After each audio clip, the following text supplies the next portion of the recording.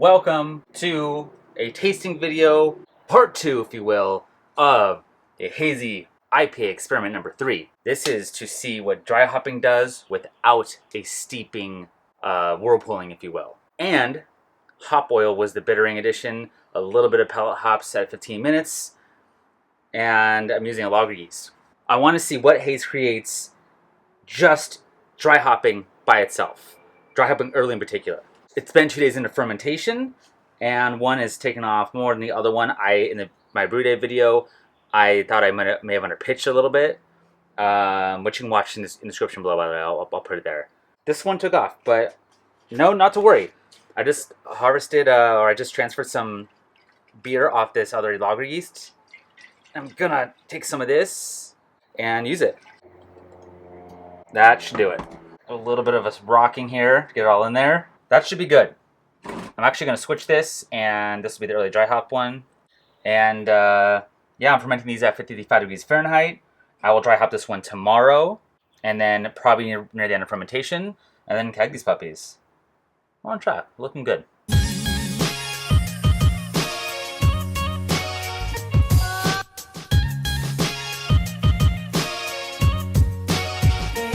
We have a problem, guys.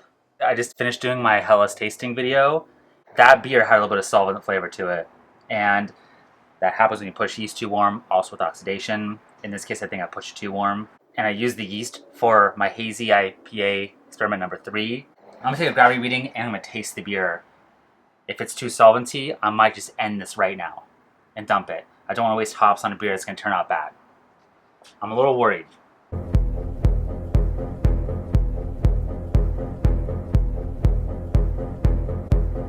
Yeah, we're like at 1020 higher, like 1025.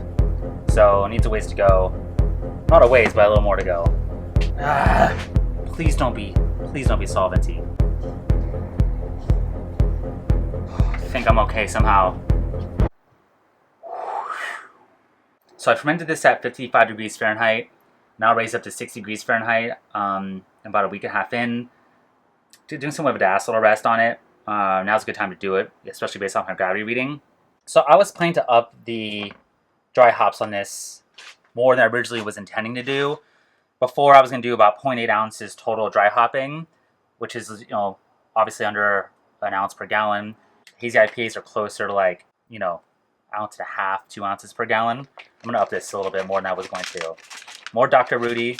I said Rudi in the original brew day video, but I think it's Rudy. So I'm going to go 0.6 would be 1 ounce total.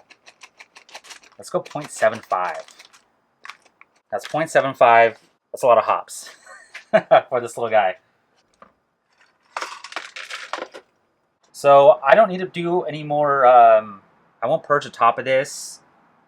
There seems to be fermentation still happening. And according to the gravity reading, there's some more fermentation need to be done. Stay tuned for the next clip. I don't know what's going to be. I don't know if it's going to be kegging or tasting. We'll find out, won't we?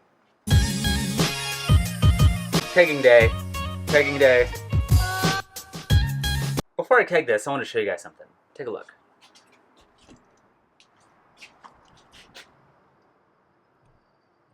One of those is the early dry hopped. One of them's a later one. Let me throw it on the screen again right now while I talk over it.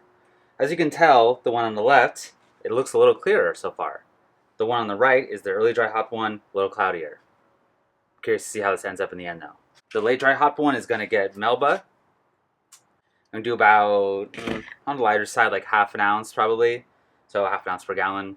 Yeah, I'm going to do that now. For those who have seen my channel, followed me along the way, know that half the time these beers have been turning into oxidized and brown. So I'm going to show you my process. I got a CO2 tank, took off the pin. I'm going to actually purge my lines through the top. Woo! CO2 is heavier than air, so it should all sink in there, fill up. It's going to be all on the lines. Okay.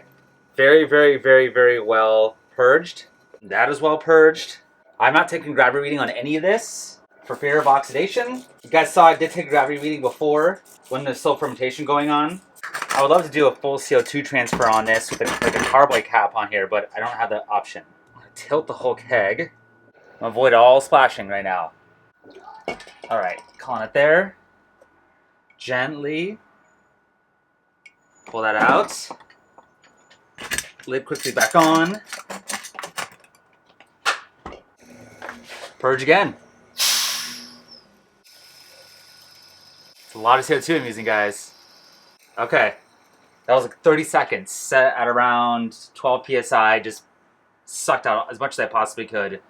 I'm gonna keep 10 psi pressure on here, somewhere around that range. I know some people set to like 30 psi, shake it around, then put it in their like cold chest freezer, which in theory I think can like carbonate in like minutes. Because then I'm already sucking out aroma and transferring it anyway.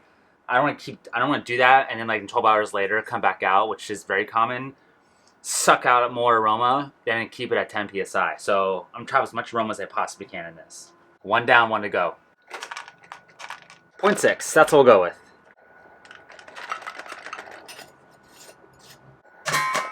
Same process. Oh, loud. I have it right against the side again.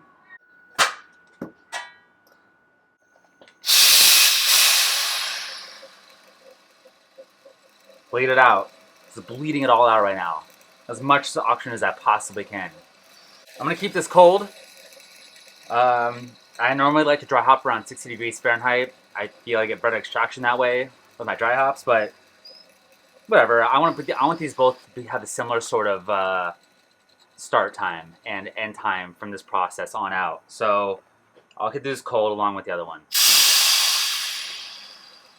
You guys saw the process. I didn't vary on any of it. It was exactly the same. I used as much CO2 as I possibly could in this transfer. If one is brown, it can't be my fault. It just can't. Something's against me.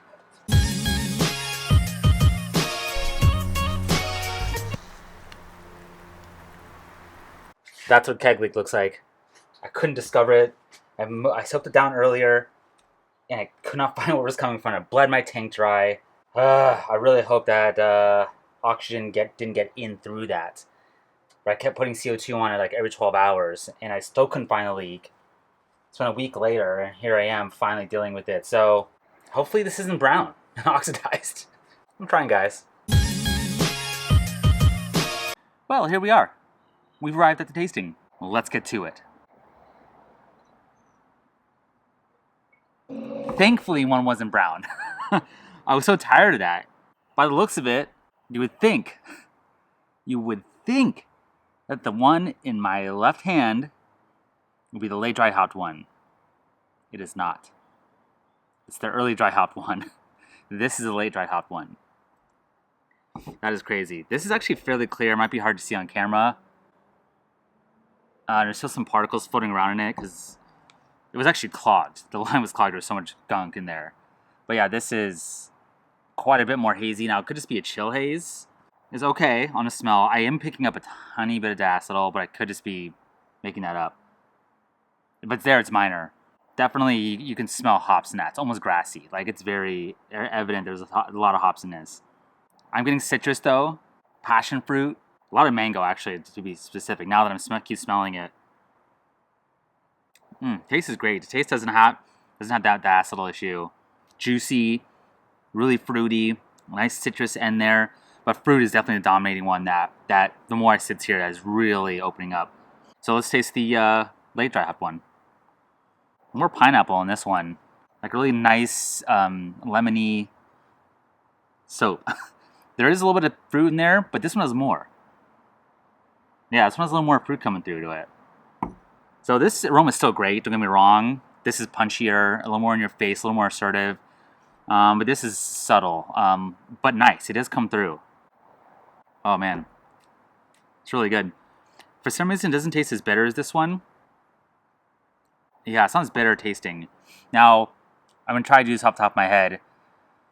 My memory sucks sometimes. Probably, if you add a lot of dry hops to a beer, it can strip out isoalpha acids. And you're going to be left with less bitterness. At the same time, it can add bitterness by humulene. I think I'm saying that wrong. I'll find it and throw it right here, what that is. So there's kind of a balance there, you know. But if you have like a really big bitter beer and you add a bunch of dry hops to it, you might get less perceived bitterness at the end. So, you know, we got to play with that a little bit. I don't have a favorite. If I were to go off taste, I'd probably say this one. This does have, like I said in the very first time I smelled it, a little bit of some off diacetyl or something in there. I don't know. It's very minor, but slightly off-putting. So did it look like the whole picture just shifted around? That's because I walked away from this video and I realized I wanted to say something. I came back. I think why there might be diacetyl in this one. Wait. I think why there might be a little bit of diacetyl in this one is because there's been some studies done recently where adding a ton of hops into a beer, I want to say for pro brewers it'd be like 6 pounds per barrel. That might be wrong, but anyway, an extreme amount that the hops has some sugars in them, and you need to do diacetyl arrest because you're introducing sugars that are basically unfermented, and so you maybe get sweet beer or beer that just throws off some off flavors that the yeast can't get to. You just need to clean it up essentially. That is what I heard from listening to the Brewing Network this session. Vinny from Russian River was on, and he was talking about that. I think it was like 3 or 4 episodes ago. So I might have that. I'm trying to go off the top of my head. I only listened to it once, so I might have some elements of that incorrect. If someone is curious about that, listen to that episode. It's really fascinating. So I think more researching needs to be done on that end of it, but something to keep in mind. Maybe do a diacetyl arrest if you're just doing a ton of hops into it. I don't know if that's why this has diacetyl in it, but it's something I at least wanted to say. Yeah, now let's continue on with this tasting. The picture's going to shift though, and the beers might look a little fuller. Well, the experiments, all 3 of these, the results I didn't get too much out of. To recap really quickly, the first experiment was to use London 3 strain to an ale, just regular ale strain. Not that much difference on the haze. The next one was a late dry hop and early dry hop, but with the whirlpool included. Not much difference. So there must be something in play with all of it combined. The right yeast strain doing some biotransformation, adding the flaked stuff into it. Maybe you can add some raw wheat, I guess. Although I've heard that raw wheat, a lot of it can actually maybe in turn pull out more of the polyphenol protein collaboration because they're heavier molecules essentially and they pull out of suspension. So I don't know. I might try a 4th one of this. And if I were to do a 4th one, it would have to be drastic. You know, I'll basically just make one hazy IPA and one regular IPA. But for now, I got 2 good beers to enjoy regardless. And get out there and keep experimenting, guys. And girls, I'm sure girls watch the channel, for sure.